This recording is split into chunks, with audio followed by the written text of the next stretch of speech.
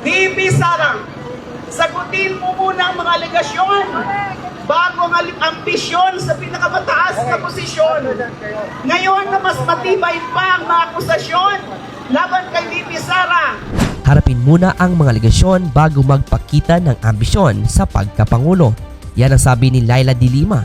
Sa isang talumpati na nawagan si Representative Laila de Lima ng Liberal Party kay Vice President Sara Duterte, narapin muna ang mga alegasyon laban sa kanya bago ipahayag ang kanyang ambisyon na tumakbo bilang Pangulo ng bansa sa taong 2028. Ani ni de Lima, tila mabilis at paulit-ulit umano ang pagkalat ng propaganda laban sa kanya na kanyang tinutukoy bilang triple time.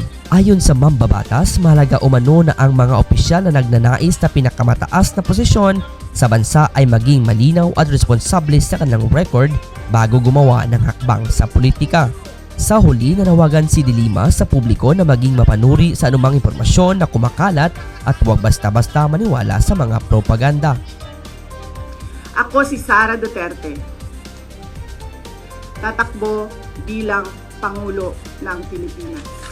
Shukran. VP Sara, sagutin mo muna ang mga alegasyon bago ang ambisyon sa pinakamataas na posisyon.